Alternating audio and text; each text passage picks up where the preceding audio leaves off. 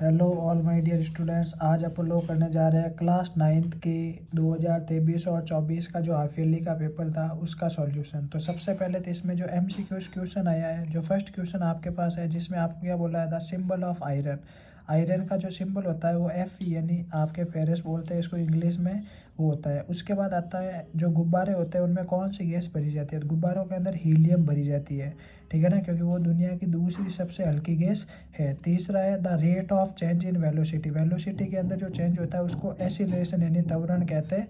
चौथा है the fundamental unit of living beings, यानी जो आपके जीवित जो सजीव होते हैं उनकी जो संरचनात्मक और क्रियात्मक जो इकाई है ना उसको क्या कहते हैं, कोशिका कहते हैं। इसकी खोज रॉबर्ट हुक ने की थी 1665 के अंदर।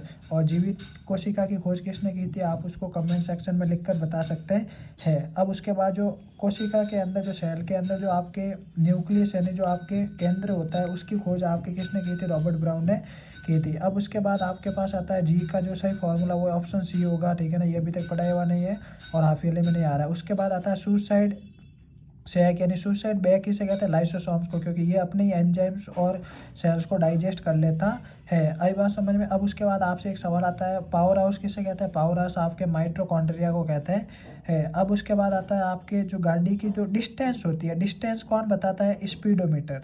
डिस्टेंस स्पीडोमीटर बताता है और जो आपकी स्पीड होती है ना वो ऑडोमीटर बताता है। तो इन दोनों में बच्चे बहुत कंफ्यूज रहते हैं, मैं आज आपकी ये कंफ्यूजन दूर कर लेता हूँ। मोमेंटम का जो मात्रक होता है P इक्वल mv, उसका फॉर्मूला होता है मास का किलो होगा और उसके बाद यहाँ पे वेलोसिटी का क्या होगा, मीटर पर सेकेंड होगा, किलोमीटर पर सेकेंड, ये वाला ऑप्शन आपके सही हो जाएगा। अब उसके बाद आता है नेक्स्ट जो ग्रीन रेवोल्यूशन यानी हरित क्रांति थी वो आपके क्रॉप प्रोडक्शन से रिलेटेड थी, ये भी बहुत ही इंपॉर्टेंट है, तो आप लोग इसको ध्यान से देखना। अब उसके बाद अपन लोग आगे जो एमसीक्यूज है वो करने जा रहे हैं।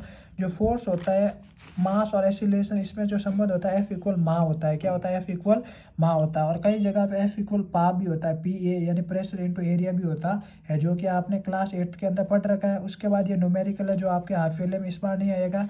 अब उसके बाद फिलअप पढ़ते हैं, देयर आर गैप या distance between the particles of substance. तो पहले के अंदर आएगा डिस्टेंस। सेकेंड, जो बर्फ होता है उसका मेल्टिंग पॉइंट कितना होता है, 0 डिग्री सेल्सियस या 273.15 केल्विन होता है। अब उसके बाद टेम्परेचर की जो एसआई यूनिट होती है वो आपके केल्विन होती है। अब यहाँ पे पारा जो मरकरी है वो क्या है, नॉन मेटल है, क्या है, नॉन मेटल, अधातु है। अब यहाँ पे गैस का द्रव यानी गैस का द्रव में परिवर्तित होना संघनन यानी कंडेंसेशन कहलाता है, क्या कहलाता है, कंडेंसेशन, इसके अंदर आएगा कंडेंसेशन। अब उसके बाद जो स्मॉलेस्ट पार्टिकल होता है उसको एटम यानी परमाणु कहते हैं। पोटेशियम का जो लैटिन नाम होता है वो कैलियम होता है, क्या होता है, कैलियम। हीलियम का जो परमाणु द्रव्यमान होता है वो फॉर यू, क्योंकि हाइड्रोजन हीलियम, हीलियम 2 नंबर पे है, हीलियम के अंदर 2 प्रोटॉन होते हैं और 2 न्यूट्रॉन होते हैं, इसका जो एटॉमिक मास होता है वो आपके 4 आएगा। और जो आपके द्रव के अंदर जो कम घनत्व यानी स्मॉल डेंसिटी वाले जो आपके जो भी चीज़ें होती है वो क्या करती है, तैरती है यानी फ्लोट करती है। अब उसके बाद 1 मार्क्स का सोडियम का जो सिंबल होता है वो Na होता है, क्या होता है, Na। IUPAC का पूरा नाम होता है जो होता है वो आप सुन लो, अभी लिख लो, international union of pure and applied chemistry, international union of pure and applied chemistry. ये आप मेरे को कमेंट सेक्शन में लिख के भेज सकते हो। कोशिका के अंदर जो प्रोटीन का संश्लेषण होता है इसका आंसर आप लोग खुद भेजोगे, क्योंकि ये मैंने आपको इंपॉर्टेंट भी लगा रखा है मेरे स्कूल के बच्चों को और कोचिंग के बच्चों को, ठीक है ना। इसका आंसर आप लोग मेरे को कमेंट सेक्शन के अंदर लिख के भेजोगे, ये बहुत ही इंपॉर्टेंट क्वेश्चन है। अब जो आपके सेल थ्योरी है ये किसने दी थी ये भी मैं नहीं बताऊंगा, क्योंकि ये भी बहुत आसान है, क्योंकि आपके रॉबर्ट हुक ने तो सेल को डिस्कवर किया था, ठीक है ना। लेकिन जो सेल थ्योरी है वो आपके जस्ट इसके सेकंड पेज पे जो आपके बॉक्स बना हुआ है उसके अंदर इसका आंसर लिखा हुआ है, ये आप मेरे को कमेंट सेक्शन में बताओगे।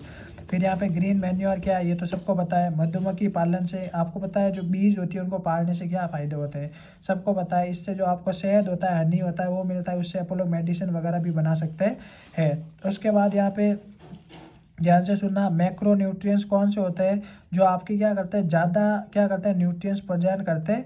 आई बात समझ में, जैसे नाइट्रोजन, फॉस्फोरस वगैरह ये। और एक होता है माइक्रो जो आपके कम क्या देते हैं, न्यूट्रिशन देते हैं। तो ये भी इंपॉर्टेंट सवाल है जो आपके रिपीट हो सकता है। रबी क्रॉप के 2 नाम, वीट और ग्राम यानी गेहूँ और चना। अब कई बच्चों को ऐसा लग रहा होगा सर बीच में से कुछ क्वेश्चन स्किप कर रहे हैं, तो वो क्वेश्चन आपको कमेंट सेक्शन में बताना है, क्योंकि वो क्वेश्चन इंपॉर्टेंट है, इजी है, थोड़ा आप लोग ध्यान दोगे तो और आसान हो जाएगा। उसके बाद आता है एलपीजी और सीएनजी, ये मुझे बताने की जरूरत नहीं है। लिक्विफाइड पेट्रोलियम गैस और सीएनजी कंप्रेस्ड नेचुरल गैस। जो बच्चा अच्छा बच्चा है वो मेरे को कमेंट सेक्शन में इसका आंसर जरूर बताइए, मैं उसका आंसर चेक करूँगा सही है या नहीं है। किसको पावर हाउस कहते हैं? माइटोकॉन्ड्रिया। किसको कहते हैं? माइटोकॉन्ड्रिया। और परमाणु की जो त्रिज्या होती है उसको किस में मापा जाता है? पिकोमीटर के अंदर मापा जाता है, नैनोमीटर में भी माप सकते हैं। आपके दोनों ऑप्शन क्या है? सही है। अब उसके बाद आता है सब्लिमेशन। सब्लिमेशन आपको सबको पता है, सॉलिड से गैस या गैस से सॉलिड। उसके बाद है केल्विन को चेंज करना है, केल्विन में चेंज करना है। तो जो भी डिग्री सेल्सियस आपको दिया हुआ होगा उसमें 273 ऐड करना पड़ेगा। कितना ऐड करना पड़ेगा? 273। इसका क्वेश्चन ही आपके पास नहीं है।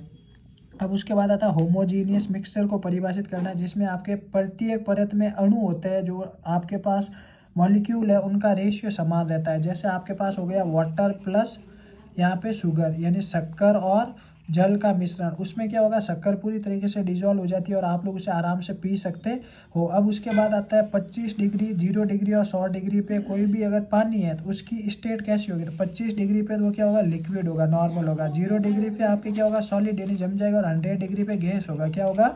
गैस होगा। ये बुक का सवाल ही है जो हर बच्चे को आता होगा। एल्यूमिनियम क्लोराइड का फॉर्मूला आपको याद भी होना चाहिए, AlCl3 होता है। क्या होता है? AlCl3 सोडियम ऑक्साइड का Na2O। ये मैंने बच्चों को सबको निकालना बता रखा है। सोडियम की संयोजकता +1, ऑक्सीजन की -2, तो 2 सोडियम लेने पड़ेंगे। एल्यूमिनियम के +3 होती है संयोजकता और क्लोरीन की -1 होती है, तो 1 एल्यूमिनियम के लिए 3 क्लोरीन लेने पड़ेगी। अब उसके बाद आता नाम लिखना। पोटेशियम में सल्फेट है, पोटेशियम सल्फेट, और इसका हो जाएगा कैल्शियम कार्बोनेट। ये सब चीज़ें आपको कमेंट सेक्शन में लिख के बतानी है, इससे आपकी एक बार अच्छी तरीके से क्या हो जाएगी? प्रैक्टिस हो जाएगी। अब उसके बाद आता है अमीबा अपना भोजन कैसे बनाता है? ये 7th क्लास का सवाल है। अमीबा क्या करता है? अपने कूट पादों का उपयोग करता है, यानी ये भोजन का टुकड़ा है कहीं पे, ये इसके अंदर न्यूक्लियस है, आपके सुडोपिया यानी जो पी साइलेंट होता है, जो सुडोपोडिया होता है ना, उसका यूज़ करता है। और इसको फूड को क्या करता है? पहले घेरता है, फिर इस फूड को क्या करता है? अपने अंदर कवर कर लेता है। ये 7th क्लास और 10th क्लास का क्वेश्चन है। अब उसके बाद एनिमल हस्बेंड यानी गायों भैंसों पालने का फ़ायदा क्या होता है? दूध मिलता है, दही मिलता है, आपको घी मिलता है, प्लस आपको ऑर्गेनिक जो आपके मैन्योर होता है वो मिल जाता है। और आपके जो क्रॉप प्रोडक्शन वगैरह होते हैं उसमें भी वो क्या करते हैं? हेल्प करते हैं। अब उसके बाद गुरुत्वाकर्षण आपके हाफियली में नहीं आ रहा। मैन्योर किसे कहते हैं? जो आपके क्या होता है? ऑर्गेनिक जो वेस्ट मटेरियल होता है जिसको अपन लोग खेतों में उपयोग करते हैं, वो मैन्योर यानी खाद होता है। और खाद के प्रयोग करने से लाभ, इससे पॉल्यूशन नहीं होता है, अपने क्रॉप प्रोडक्शन नहीं, फसल के उत्पादन में क्या होती है? वृद्धि होती है। अब ये चीज़ एवरेज स्पीड क्या होगी ये बताते हैं। एवरेज चाल देखो, 16 मीटर की वस्तु 4 सेकेंड 16 मीटर 4 सेकेंड में तय करती है और 16 मीटर 2 सेकेंड में तय करती है। तो वस्तु की औसत चाल क्या होगी? तो एवरेज स्पीड निकालनी है आपको। एवरेज क्या निकालनी है? स्पीड निकालनी है, ठीक है ना। तो आप लोग क्या करो, टोटल डिस्टेंस कितनी होगी? 16 + 16, और टोटल टाइम वो कितना होगा? 4 + 2, क्योंकि जो आपकी स्पीड होती है उसका जो फॉर्मूला होता है वो आपके डिस्टेंस अपॉन टाइम होता है। क्या होता है? डिस्टेंस अपॉन टाइम होता है। तो यहाँ पे टोटल डिस्टेंस 16 और 16 32 हो गई, और टोटल टाइम कितना हो गया आपके? 4 और 2 6 सेकेंड हो गए। इसका डिवाइड दे दो, आपके पास 5.33 कुछ आंसर आ जाएगा। और स्पीड की यूनिट होती है वो मीटर पर सेकेंड होती है। क्या होती है? मीटर पर सेकेंड होती है। उसके बाद आपके पास आता है मॉलिक्यूलर मास। हाइड्रोजन ऑक्साइड यानी वाटर का तो हो जाएगा 18, क्योंकि हाइड्रोजन का 1, हाइड्रोजन का 2 है, तो 2 × 1, प्लस आपके ऑक्सीजन कितना है? 16, क्योंकि 8 इसका परमाणु क्रमांक है, तो 2 का 16 हो गया। दोनों को ऐड कर दो, आपके पास 18 आ जाएगा। अब इसका CO2 का कितना आएगा? 44, क्योंकि एक कार्बन है 12 प्लस ऑक्सीजन 2 है, तो 2 × 16, तो आपके पास कितना हो जाएगा? 12 + 32, तो इसका आ जाएगा आपके पास 44। कितना आ जाएगा? 44। अब उसके बाद आता है यहाँ पे सस्पेंशन और कॉलाइड के अंदर डिफरेंस बताना है। ये तो बुक का क्वेश्चन है। मोशन किसे कहता है? यूनिफॉर्म और नॉन यूनिफॉर्म। मोशन का मतलब क्या होता है? टाइम के रिस्पेक्ट में अपनी पोजीशन को चेंज करना।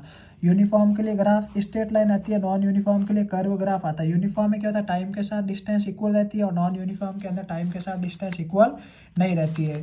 अब उसके बाद जो आगे वाले क्वेश्चन है आप लोग उनको भी देख सकते हो। आगे वाले के अंदर ये आपको नहीं करना है। अब देखो, प्लाज्मा मेम्ब्रेन वगैरह ये जो क्वेश्चन है, प्लांट सेल वगैरह, ये बहुत ईजी क्वेश्चन है, ये लोग आप लोग खुद भी कर सकते हो। बाकी वाले जो इस साल जो हाफ ईयरली है उसके अंदर नहीं आएंगे। तो मेरा वीडियो देखने के लिए धन्यवाद। और ऐसी वीडियो के लिए कौन से पेपर का सॉल्यूशन चाहिए, मैथ्स का, साइंस का, कौन से साल का, तो आप लोग मेरे को बता सकते हो। इसमें से 101% आपके पेपर में क्वेश्चन आएंगे ही आएंगे। धन्यवाद।